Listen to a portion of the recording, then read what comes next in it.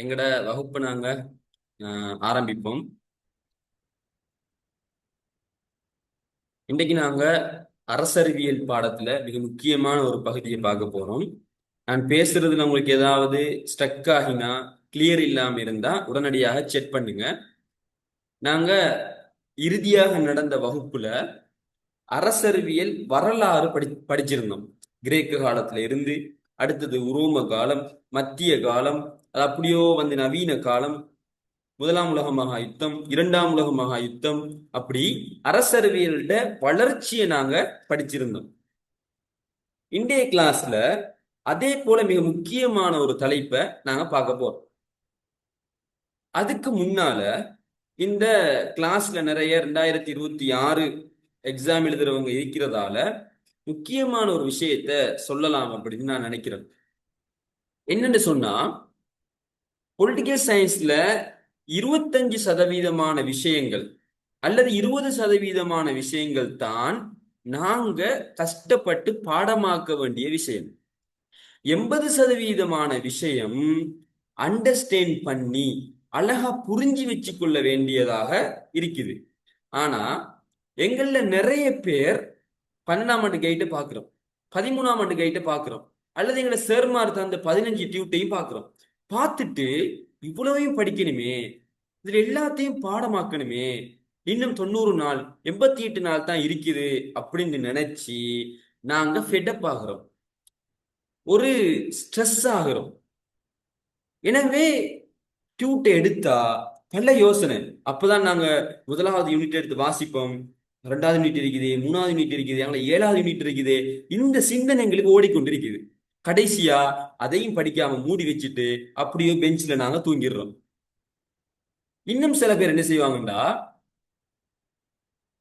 ஒவ்வொரு விஷயமா எடுத்து மெமரைஸ் பண்ணிக்கொண்டே வருவாங்க. முதலாவது யூனிட் முடிச்சிருவாங்க, ரெண்டாவது யூனிட் முடிச்சிருவாங்க, எல்லாம் முடிச்சிருவாங்க. ஆனா அவங்களுக்கு ஒரு பயம் இருக்கும். முதலாவது யூனிட் எனக்கு ஞாபகம் இருக்குமா இருக்காதா, ஒருவேளை மறந்திருக்குமா, அந்த பயத்துல அவங்க ரிவிஷன் கூட பண்ண மாட்டாங்க. ஏன், ஒருவேளை பண்ணி ஞாபகம் வராட்டி அது கவலையாயிருமே. எனவே அதை கணக்கெடுக்காம புதுசு புதுசா படிச்சு அதை பாடமாக்கிட்டே போவாங்க. ஒரு கட்டத்துல ஒரு டேர்ம் எக்ஸாம் நடக்கும், அல்லது பாஸ் பேப்பர் செய்வாங்க. அந்த டைம்ல ஞாபகம் வராட்டி அப்படியோ ஃபெடப் ஆயிருவாங்க. எனவேதான் ஒரு விஷயத்தை நல்லா புரிஞ்சு கொள்ளணும். பொலிட்டிக்கல் சயின்ஸ்ல 20% விஷயம்தான் பாடமாக்க வேண்டியது அதுல இருக்குது. 80% விஷயம் நாங்க அண்டர்ஸ்டாண்ட் பண்ணணும். இதை நாங்க ஃபர்ஸ்ட்டுக்கு புரிஞ்சு கொள்ளணும். நாங்க உதாரணமாக முதலாவது யூனிட் எடுப்போம். அதுல ஒரு 8 கட்டுரை கேள்வி இருக்குது உதாரணமா. அதுல ஒரு கட்டுரை கேள்வி எடுப்போம். எடுத்து பாத்தீங்கன்னா அந்த ஒரு கட்டுரை கேள்வியில 20% விஷயம்தான் நாங்க மெமரைஸ் பண்ணணும். அப்படின்டா அதோட கீ பாயிண்ட்ஸ் என்ன, அதை நாங்க கண்டுபிடிக்கணும். அறிமுகத்துல 3 கீ பாயிண்ட்ஸ் வரும்.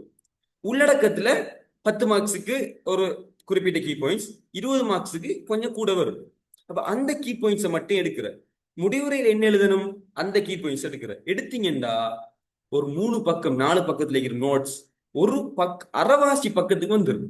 இப்ப 100% அந்த ஒரு கட்டுரை கேள்வியில 20% விஷயத்தை தான் நீங்க மெமரைஸ் பண்ணி எடுக்கணும். அது சிம்பிள் வேலை.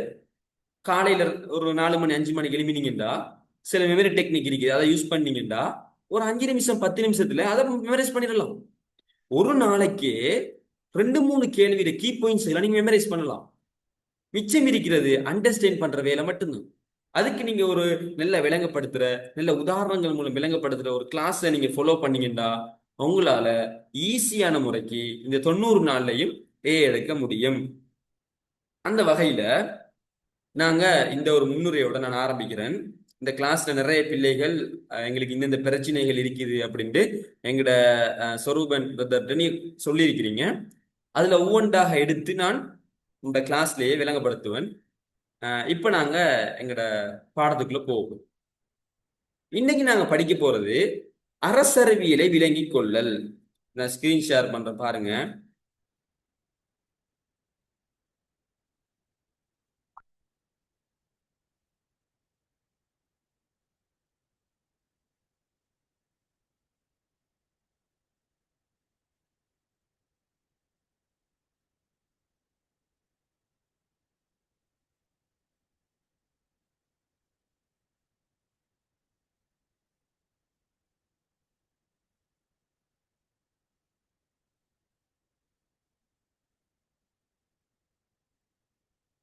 ஓகே, ஸ்கிரீன் விளங்குதா? செட்ல போடுங்க பாப்போம். விளங்குதா?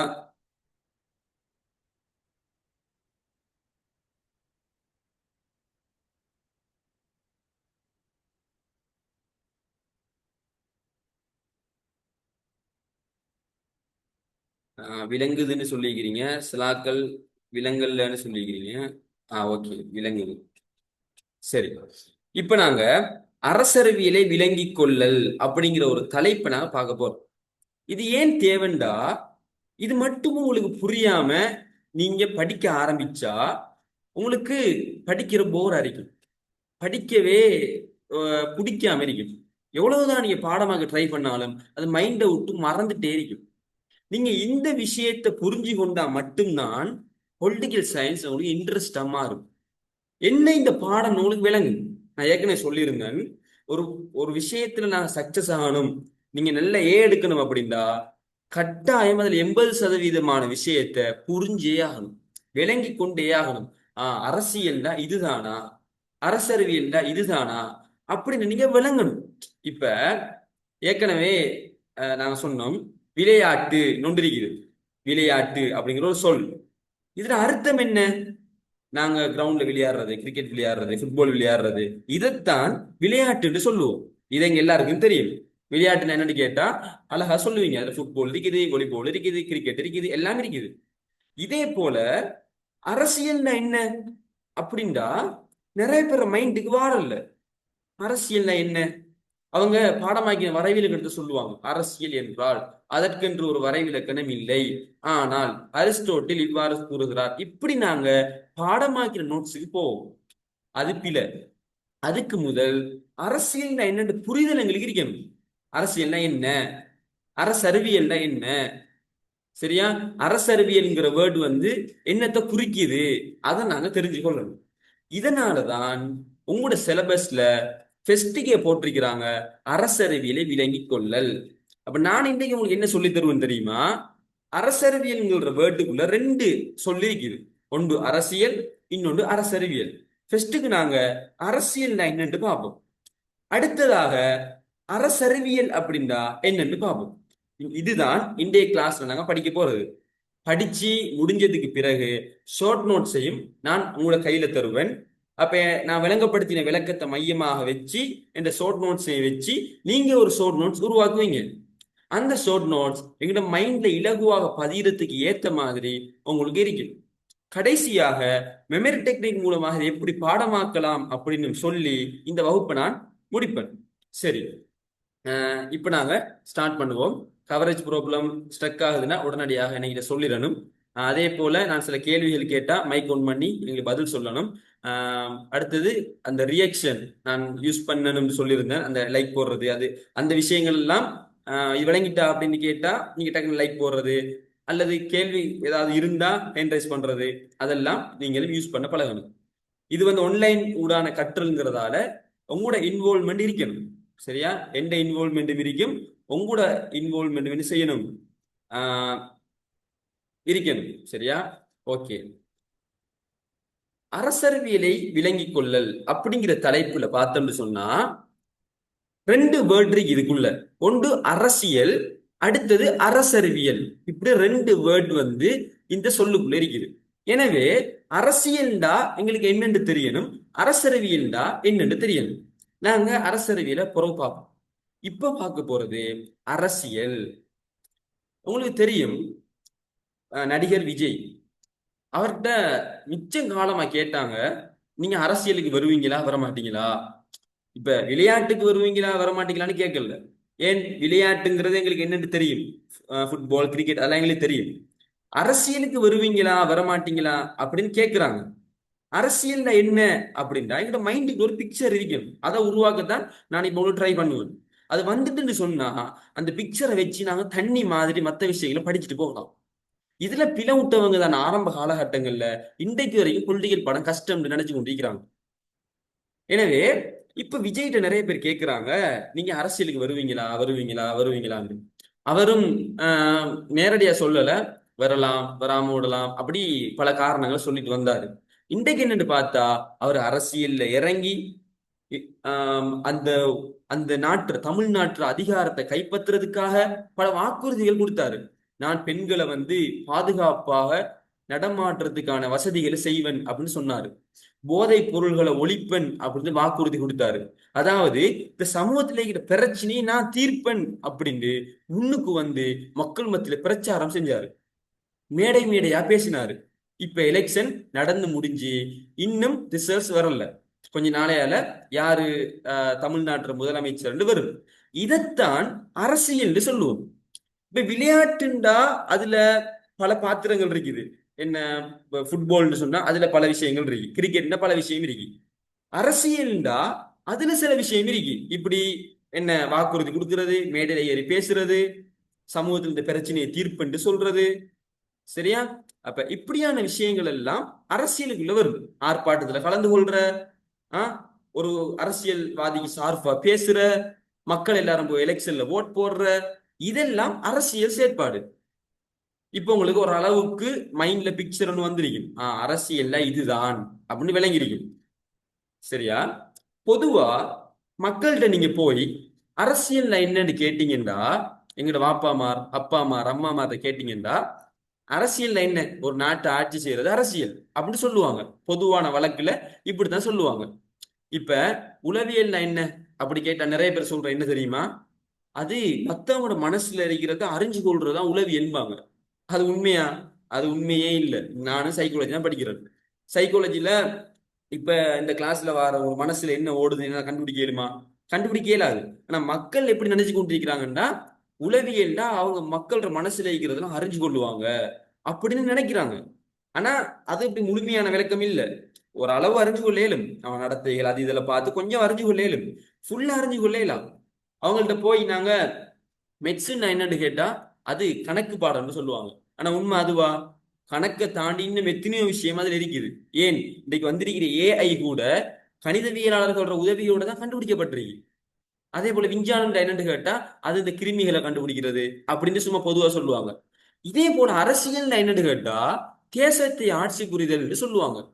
இது பூரண விளக்கம் இல்ல, இது ஒரு சமூக வழக்கு, சரியா? ஆனா இந்த அரசியல் என்னன்னா உண்மையா பார்த்தா இதுக்கு ரெண்டு விளக்கங்கள் இருக்கு. ஒன்று மரபு ரீதியான விளக்கம், இன்னொன்று நவீன விளக்கம். அது என்ன மரபு ரீதியான கருத்து, நவீன கருத்து அப்படின்னு கேட்டீங்கன்னா அதுக்கு ஒரு உதாரணம் சொல்றேன். இப்ப கற்றல்னா என்ன, படிக்கிறனா என்னன்னு ஒரு 1000 வருஷத்துக்கு முதல் கேட்டிருந்தீங்கன்னா என்ன சொல்லுவாங்க? ஒரு ஸ்கூலுக்கு ஒரு வாத்தியார்ட நாங்க நிலத்துல குந்தி இருந்துட்டு படிக்கிறது தான் படிப்புன்னு நினைச்சிருப்பாங்க. ஆனா இன்றைக்கு படிப்புன்னா என்ன? நாங்க ஜூம்ல படிக்கிறோம், ப்ரொஜெக்டர்ல படிக்கிறோம், ஸ்மார்ட் டிவில படிக்கிறோம், ஆன்லைன்ல படிக்கிறோம். இதெல்லாம் படிப்பு. அந்த காலத்து ஆட்களுக்கு அதெல்லாம் தெரியா. இந்த காலத்துல படிப்புங்கிறது வேற. இதே போலதான் அரசியல்ங்கிறது அந்த காலத்துல வேற, இந்த காலத்துல வேற, சரியா? அப்ப அதனாலதான் இதுக்கு மரபு ரீதியான விளக்கம் ஒன்று இருக்குது. அதே போல நவீன விளக்கம் அப்படின்னு ஒன்று இருக்குது. இதுக்கான பாயிண்ட்ஸ் ஏற்கனவே உங்களுக்கு தெரியும். நீங்க யோசிப்பீங்க எப்படி தெரியும்? நாங்க கடைசி கிளாஸ்ல படிச்சிருந்தோம், அரசறிவியலின் வரலாறுன்னு படிச்சிருந்தோம். அதுல கிரேக்க காலத்துல இந்த அரிஸ்டோட்டில் என்ன செஞ்சாங்க? அவங்க அரச பத்தி தான் படிச்சாங்க. ஏன்? ஏன்டா நல்லா கவனிங்க. கிரேக்க காலத்துல கிரேக்க நகர அரசுகள் பல அரசுகள் காணப்பட்டுச்சு. அப்ப அதுல அரிஸ்டோட்டில், பிளேட்டோ, சோக்ரடிஸ் போன்ற ஆட்கள் எல்லாம் என்ன செஞ்சாங்க? அரசு தான் என்ன, நல்ல அரசு எப்படி இருக்கணும், ஒரு ஆட்சியாளன் என்னென்ன செய்யணும், இப்படி போன்ற விஷயங்களை பத்தி அவங்க பேசினாங்க. அதுக்கு மேல அவங்க எதுவும் பேசல. ஆனா காலம் போய் போய் போய் ரோமானிய பேரரசு வருது. அப்ப அங்க சட்டத்தை பத்தி பேசுறாங்க, அரசாங்கத்தை பத்தி பேசுறாங்க. அதுக்கு பிறகு மத்திய காலம் வருது, நவீன காலம் வருது. இப்படித்தான் நாங்க வரலாறுல படிச்சோம். இப்ப மரபு காலம் அப்படின்னா என்னண்டா, அந்த கிரேக்க காலம் ரோமானிய காலம் இருக்கு தானே, இதெல்லாம் தான் மரபு ரீதியான விளக்கம். அந்த காலத்துல இருக்கிறவங்க அரசியலை எப்படி பார்த்தாங்க, அதைத்தான் மரபு ரீதியான விளக்கம் அப்படின்னு நாங்க பார்ப்போம். நவீன விளக்கம்டா இந்த காலத்துல கிட்டத்தட்ட ஒரு 18ஆம் அந்த 16ஆம் நூற்றாண்டு அதுக்கு பிறகு அரசியல் எப்படி பார்க்கறாங்க, இதுதான் நவீன கால விளக்கம். சரி, இப்ப நாங்க அரசியல்டா என்னன்னு மரபு ரீதியான விளக்கத்தை பார்ப்போம். நான் ஃபெஸ்ட்டுக்கு சொல்லியிருந்தேன், இந்த விஜய் மேடையில ஏறி பேசுறாரு தானே, அதுவும் ஒரு அரசியல். விஜய் வந்து கடைசியில ஜனநாயகம் ஒரு படத்தை வெளியிட்டாரு தானே, அதுவும் ஒரு அரசியல். சரியா? அதுல வந்து படம் என்ன லீக் ஆக்கினாங்க தானே, அதுவும் ஒரு அரசியல். அதே போல விஜய் வந்து நான் போதையை ஒழிப்பேன், பெண்களை பாதுகாப்புன்னு சொல்றாரு தானே, அதுவும் ஒரு அரசியல். மக்கள் எல்லாரும் போய் அவருக்கு ஓட் போட்டாங்க தானே, அதுவும் ஒரு அரசியல். இதெல்லாம் அரசியல் செயற்பாடுகள் அப்படின்னு நான் ஏற்கனவே சொல்லியிருந்தேன். உங்களோட மைண்ட்ல போய் ஒரு பிக்சர் வந்து இதுதான் அரசியல். இதுக்கு நாங்க ஒரு விளக்கம் சொல்லணும். அப்ப மக்கள்கிட்ட போய் பொதுவா கேட்ட என்ன சொல்லுவாங்க? தேசத்தை ஆட்சி புரிகிறது அரசியல்னு சொல்லுவாங்க. ஆனா அது பூரணமான விளக்கம் இல்ல. உண்மையா அரசியல் என்னண்டா, மரபு ரீதியாக அதுக்கு ஒரு விளக்கம் இருக்குது, நவீன ரீதியாக அதுக்கு ஒரு விளக்கம் இருக்குது. பாருங்க, இதான் சங்கிங் மெத்தட்ல நான் உங்களுக்கு படிச்சு தரேன். மைண்ட்ல ஒரு ஒரு வரைபடம் உண்டு, நான் போடுறேன். சரியா? இது சொல்லுவோம் மைண்ட் மேப்பிங். பெஸ்ட்டுக்கு அரசியல், சமூக வழக்கு, அதே போல மரபு ரீதியான வழக்கு, நவீன வழக்கு. அதுக்கேற்ற மாதிரி நான் பாருங்க இந்த நோட்ஸ்ல வரைஞ்சிருக்கிறேன். மரபு ரீதியான வழக்குல என்ன சொல்றாங்கடா, இந்த அரச பத்தி படிக்கிறது தான் அரசியல். அதாவது படிக்கிறது இல்ல, அரசு சார்ந்த விஷயங்கள் தான் அரசியல். இப்ப அரசு, அரச நிர்வாகம், அந்த அரசுல என்னென்ன நடக்குது, அந்த ஆட்சியாளர் என்ன செய்யறாரு, அவரோட பணிகள் என்ன, என்னென்ன அதிகாரம்டா என்ன, எப்படி அதை கைப்பற்றுறாங்க, மக்கள் அந்த அதிகாரத்தை எப்படி கொடுக்குறாங்க, இப்படி போன்ற விஷயங்கள் தான் அவங்க அரசியலாக பார்த்தாங்க. சரியா? அவங்க அரசியல் என்னத்தை பார்த்தாங்க? அதாவது மரபு ரீதியான ஆக்கள், இந்த அரிஸ்டோட்டில், சோக்ரட்டிஸ், இவங்கட காலம், உரோமானிய காலம், இந்த காலத்துல அரசியல் எப்படி பார்த்தாங்கண்டா, அது அரசோட சம்பந்தப்பட்டது. ஒரு அரசுல ஆட்சியாளர் என்னென்ன செய்யறான், அந்த அரசுட நிர்வாகம் எப்படி நடக்குது, மக்கள் அதிகாரத்தை எப்படி கொடுக்குறாங்க, இப்படி அரசோட சம்பந்தப்பட்ட விஷயங்களை தான் அவங்க அரசியல்னாங்க. ஆனா நவீன காலத்துல அப்படி இல்ல. அரசோட சம்பந்தப்பட்ட விஷயமும் தான், அரசு நிர்வாகத்தோட சம்பந்தப்பட்ட விஷயமும் தான், அதே போல அதிகாரம் சம்பந்தப்பட்ட விஷயமும் தான், அதோட சேர்த்து மக்கள் பங்கு பற்றுறதும் அரசியல் அப்படின்னு நவீன காலத்துல சொல்றாங்க. இன்றைக்கு விஜய்க்கு பின்னால போறாங்க, ஆர்ப்பாட்டம் செய்யறாங்க, எதிர்ப்பு போராட்டங்கள்ல ஈடுபடுறாங்க. சரியா? அவருக்காக வேண்டி சோசியல் மீடியாக்கள்ல பேசுறாங்க, அவருக்கு எதிர்ப்பா பேசுறாங்க. இதெல்லாம் செய்யறது யாரு? அரசியல்வாதியா? இல்ல, பொதுமக்கள். அப்ப இதுவும் அரசியல் தான் அப்படின்னு நவீன காலத்துல நாங்க சொல்றோம். விளங்குதா டிஃப்ரெண்ட்? மரபு ரீதியாக சொன்னாங்க, ஆட்சியோ அது அரசோட சம்பந்தப்பட்டது. அரசு, அரசு பணி, அரச நிர்வாகம், அரசு அந்த அதிகாரம் கைமாற்றப்படுது எப்படி, அரச நிர்வாகம், இப்படி அவங்க பார்த்தாங்க. மக்கள் இன்வால்வ் ஆகிற விஷயங்களை பத்தி பேசல. ஆனா நவீன காலம் என்ன சொல்லுதுண்டா, நீங்க சொல்றதோட சேர்த்து மக்கள் அரசியல்ல பங்கு பற்றுறதும் அரசியல் தான் அப்படிங்கிற விளக்கத்தை கொடுக்குறாங்க. சரியா? ஆனாலும் கூட கிரேக்க காலத்துல மட்டும் மக்கள் பங்கு பத்தல பத்தி கொஞ்சம் பேசியிருந்தாங்க. ஆனா பெருசளவுல பேசல. இப்ப அரிஸ்டோட்டில் தன் அரசியல்ங்கிற நூல்ல செயற்பாட்டு பிரஜைன்னு ஒரு விஷயத்தை எழுதினாரு. அப்படின்னா என்ன தெரியுமா? நேரடி ஜனநாயகத்துல மக்கள் எல்லாரும் தானே போய் ஆட்சியாளனை தெரிவு செஞ்சு, அவங்க சட்டத்துறையையும் நிர்வாகத்துறையையும் நீதித்துறையையும் மக்களே செஞ்சாங்க. இதை பத்தி அவரு இதுதான் செயற்பாட்டு பிரஜை, ஒரு உண்மையான பிரஜை இப்படித்தான் இருக்கணும்னு சொல்லி தன் அரசியல்ங்கிற புத்தகத்தில் எழுதி வச்சிருக்கிறாரு. இதைத்தான் நாங்க அன்றைக்கு நவீன ரீதியாகவும் அரசியல் சொல்றோம். அரசியல்ல வெறுமனே அரசோட சம்பந்தப்பட்டது மட்டும் இல்ல, ஆட்சியாளரோட சம்பந்தப்பட்டது மட்டும் இல்ல, மாறாக மக்கள் பங்கு பற்றுறதும் அரசியல் தான். மோதல், முகாமைத்துவம், அதிகாரம், பொதுக்கொள்கை நிர்வாகம். சரியா? இது எல்லாமே அரசியல் தான் அப்படின்னு நாங்க இன்றைக்கு சொல்றோம். ஆனா இத வந்து கிரேக்கத்தில் அவங்க சொல்லியிருந்தாலும் கூட, பொதுவாக மரபு ரீதியான விளக்கத்தில் என்ன இருக்கின்றா, அரசு தொடர்பான விஷயங்கள் தான் அரசியல் அப்படின்ட்டு அவங்க சொன்னாங்க. இப்ப இந்த ஷார்ட் நோட்ஸ் நல்லா கவனிச்சு கொள்ளுங்க. இதை உங்களோட மைண்டுக்குள்ள நீங்க நல்லா பிக்ஸ் பண்ணி கொள்ளணும். அரசியல்ங்குள்ள உங்களோட மைண்ட்ல அந்த பிக்சர் ஓடணும்.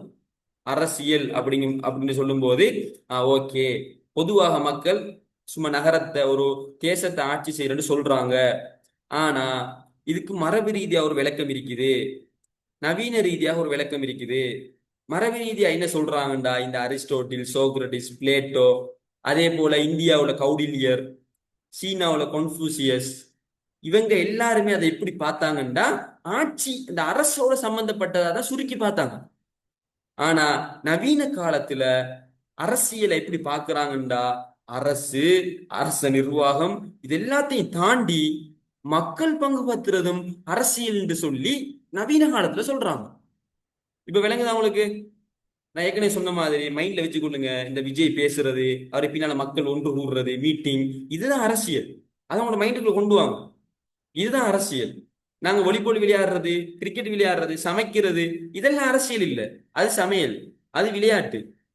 இது நாங்க அரசியல் படிக்கிறது இந்த எலெக்ஷன் சம்பந்தப்பட்டது, ஒரு நாட்டை ஆட்சி செய்யறது, இப்படியான விஷயங்கள் தான் அரசியல். அப்ப அதுல நாங்க மரபு ரீதியான ஒரு விளக்கம் பார்த்தோம், நவீன ரீதியான ஒரு விளக்கம் பார்த்தோம். சரியா? ஓகே. இந்த விஷயம் விளங்கிட்டா? கொஞ்சம் நெட்வொர்க் இஷ்யூ ஆயிருக்கும் நினைக்கிறேன், ஒரு கோல் ஒன்று வந்துச்சு, அதனால கொஞ்சம் ஸ்ட்ரக் ஆயிருந்திருக்கும். இப்போ கொஞ்சம் செக் பண்ணுங்க.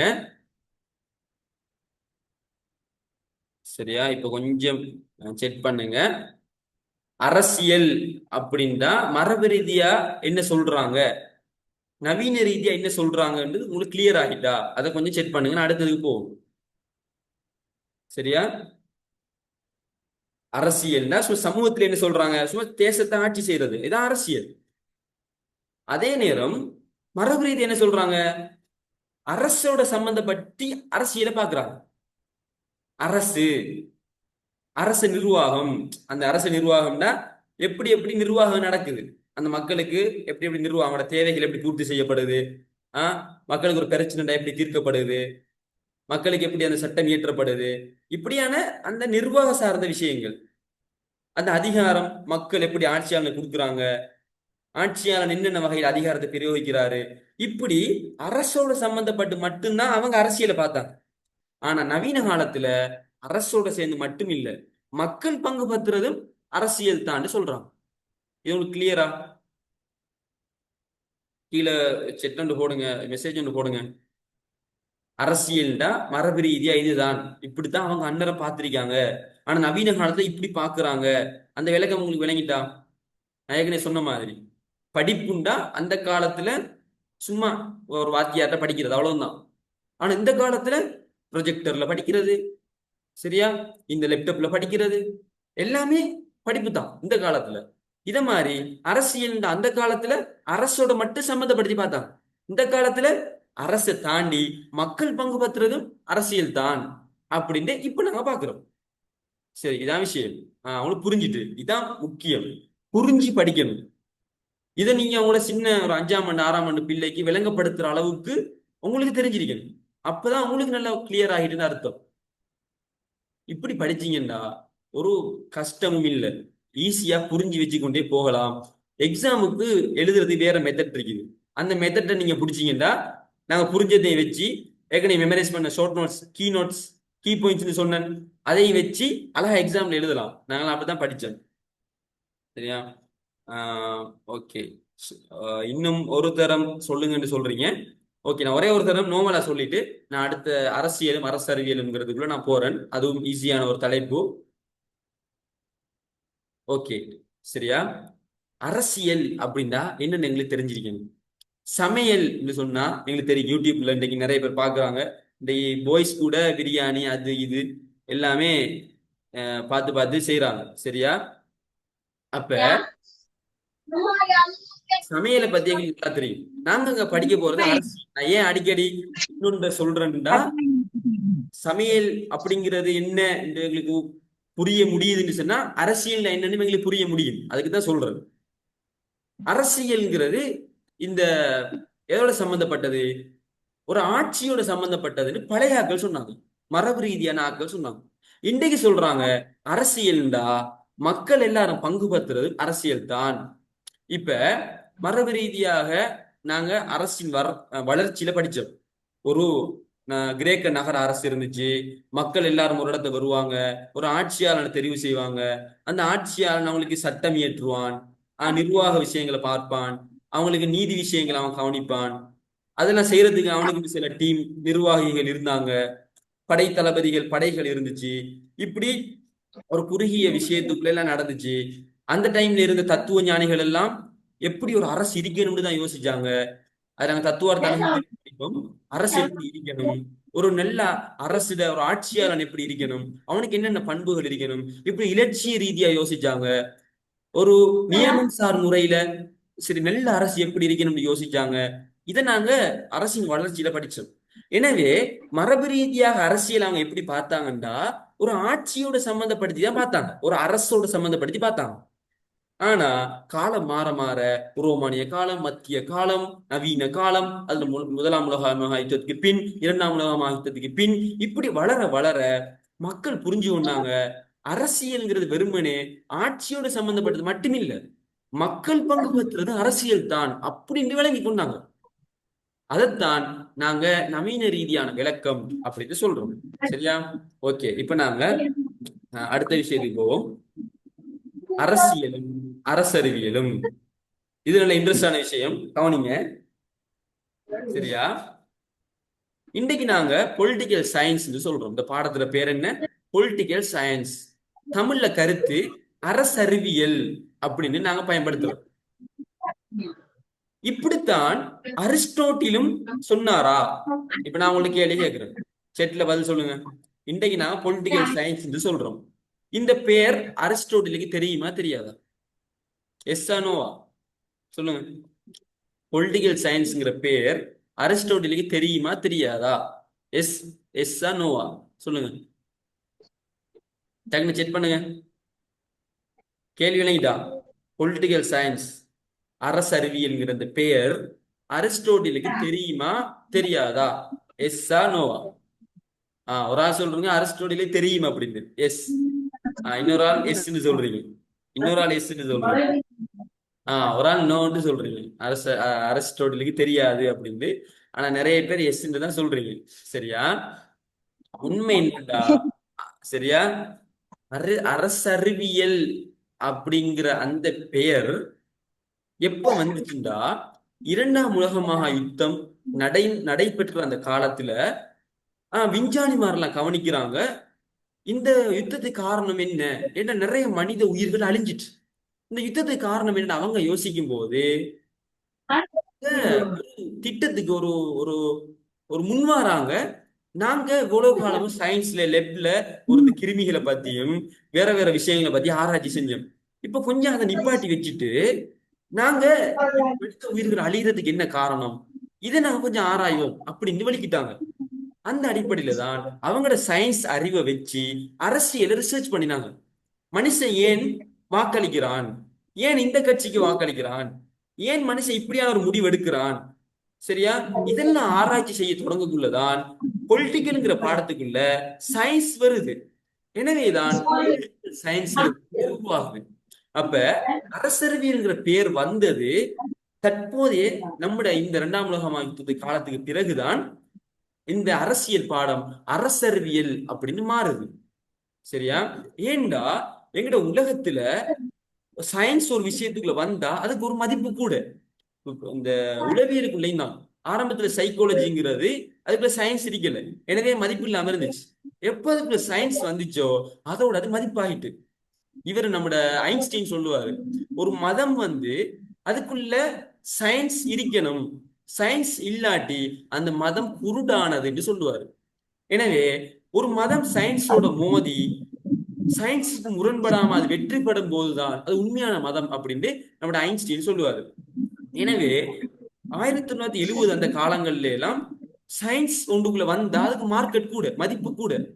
எனவேதான் பொலிட்டிக்கல் சயின்ஸ்லயும் இந்த அரசியல் அறிவியலாளர்கள், அதாவது இந்த பொலிட்டிக்கல் அரசியல் பாடத்தை படிச்சவங்க ஆசைப்பட்டாங்க நம்மட பாடத்துக்குள்ளேயும் இந்த சயின்ஸ் வரணும்னு.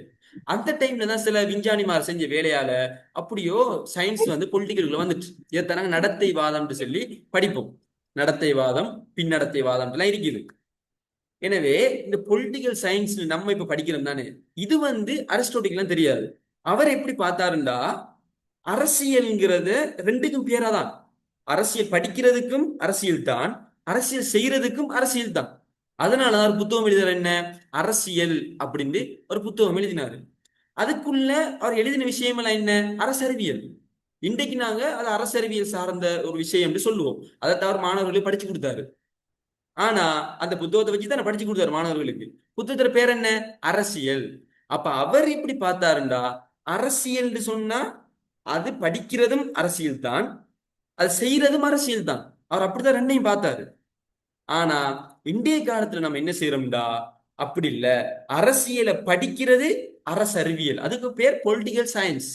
அரசியலை செய்யறது இந்த விஜய் ஓட்டு கேட்கறது, மக்கள் ஓட்டு போடுறது, இதெல்லாம் அரசியல், அதெல்லாம் பொலிட்டிக்ஸ் சொல்றோம்.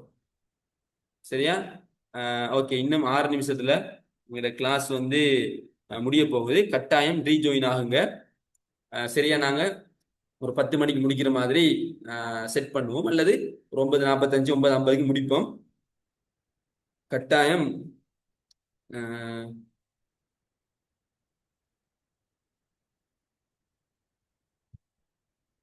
யாரோ ஒரு ஆள் மைக்கை கொஞ்சம் அன்மியூட் பண்ணுங்க.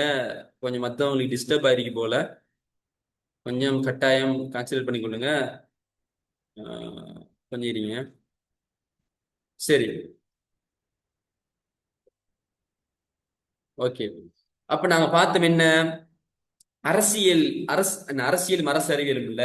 அரிஸ்டோட்டில் என்ன செஞ்சாருண்டா, அரசியல் படிக்கிறதையும் அரசியல் தான் சொன்னாரு, அரசியல் செய்யறதையும் அரசியல் தான் சொன்னாரு. இது அரிஸ்டோட்டில் அப்படித்தான் பார்த்தாரு. ஆனா நவ் இந்த போட்டீங்க பாருங்க, நவீன காலத்துல நாங்க என்ன சொல்றோம்டா, அரசியல்ல படிக்கிறது அரசறிவியல், பொலிட்டிக்கல் சயின்ஸ் என்று சொல்றோம். அரசியலை செய்யறது வெறும் பொலிட்டிக்ஸ், அது அரசியல் அப்படின்னு சொல்லுவோம். இப்ப உதாரணமா பொலிட்டிக்கல் சயின்ஸ்ல என்ன, நான் இப்ப படிச்சு தாரேன். முதலாவது யூனிட் இது, இரண்டாவது யூனிட் இது, ஒரு சிஸ்டமா, ஒரு கல்வி முறையில நான் படிச்சு தாரேன், நோட்ஸ் தாரேன். நீங்க அதை போய் இருந்துட்டு படிக்கிறீங்க, உங்க வீடுகள்ல நோட்ஸ் எல்லாம் எழுதுறீங்க. இது பொலிட்டிக்கல் சயின்ஸ். நாங்க அரசியல் அறிவியல் ரீதியாக ஆராய்ச்சி செஞ்சு அதை நாங்க முறையாக தொகுத்து படிக்கிறோம். ஆனா அரசியல் சொன்னா அது இந்த விஜய் செய்யறாரு, மேடை போடுறாரு, பேசுறாரு, மக்கள் கூட்டத்துக்கு வராங்க, ஓட்டு போடுறாங்க, வாக்கு கொடுக்குறாரு, இதெல்லாம் அரசியல். அது நம்ம செய்ய மாட்டோம். அதை நம்ம விரும்பினா செய்யலாம், ஆனா நாங்க அதெல்லாம் செய்ய மாட்டோம். அதுக்கு ஆட்கள் இருக்கிறாங்க, அவங்க அந்தந்த வேலைகளை அவங்க செய்வாங்க. சரியா? ஓகே. இப்ப நாங்க அடுத்த இதுல நீங்க ஜாயின் ஆகும்போது அரசியல் செய்தல் அப்படின்னா என்ன, அரசியல் கற்றல் அப்படின்னா என்னங்கிறத பார்த்துட்டு இந்த கிளாஸ் முடிப்போம். நான் அடுத்தடுத்த கிளாஸ்ல கொஞ்சம் டீட்டெயிலா ஒரு 4 5 தலைப்பு ரெடி ஆகிட்டு உங்களுக்கு நான் படிச்சு தரேன். இன்றைக்கு எனக்கு கொஞ்சம் நேரம் இல்லாததால ஒரு 2 தலைப்பு தான் படிச்சு தந்தது. இருந்தாலும் இதை ஏன் நான் விரிவாக சொல்லித்தாரேன்டா, இதங்களுக்கு புரிஞ்சாதான் மற்ற விஷயங்கள் லேசா படிச்சுட்டு போகலாம். சரியா? அப்ப இன்றைக்கு நான் படிச்சு தந்ததுல முக்கியமாக அரசியல் அந்த வார்த்தையில அர்த்தம் என்ன.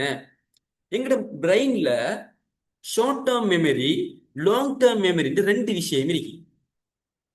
ஷார்ட் டேர்ம் மெமரியில ஒரு விஷயம் 30 செகண்டுக்கு தான் ஞாபகத்துல நிற்கும், அதுக்கு பிறகு அது அழிஞ்சிடும். ஆனா அது நீங்க திரும்ப ரிவிஷன் பண்ணதான் அது லாங் டேர்ம் மெமரிக்கு போகும். இந்த ஷார்ட் டேர்ம் மெமரியில எப்படிப்பட்ட விஷயங்கள் ஞாபகம் நிற்கும்டா, ஒளி ரீதியான விஷயம், காதால கேட்கிறது, கேட்ட விஷயத்த மனசுக்குள்ள சொல்லி பார்க்கிறது, இதெல்லாம் ஷார்ட் டேர்ம் மெமரியில ஞாபகம் நிற்கும்.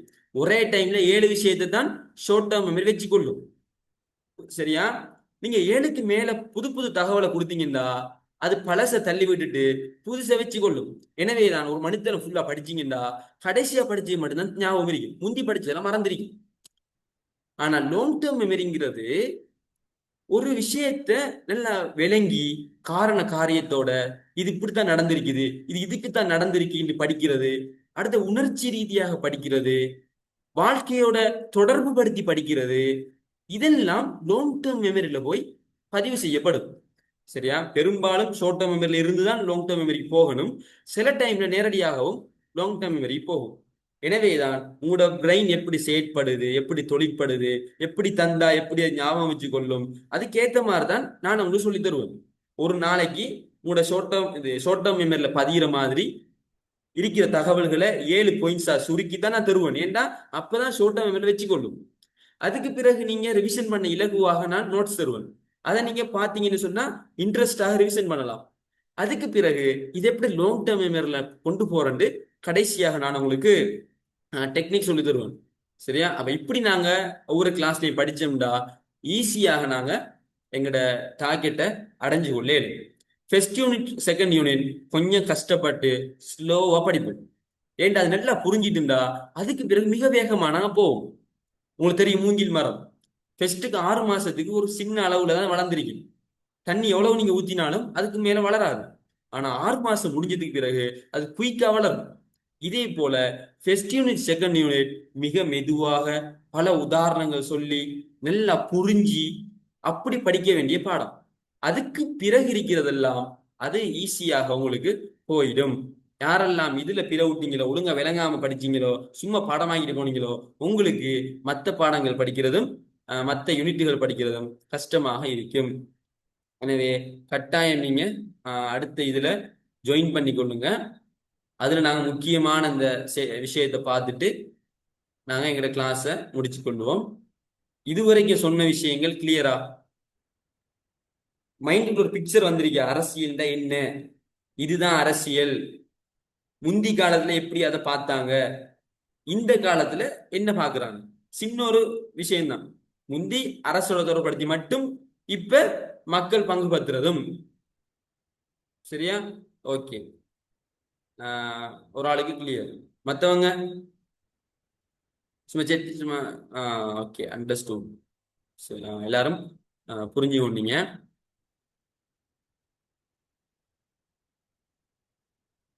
சரி, கட்டாயம் அடுத்த லிங்க்ல இந்த இதே லிங்க்ல ரீஜாயின் ஆகிக்கொள்ளுங்க.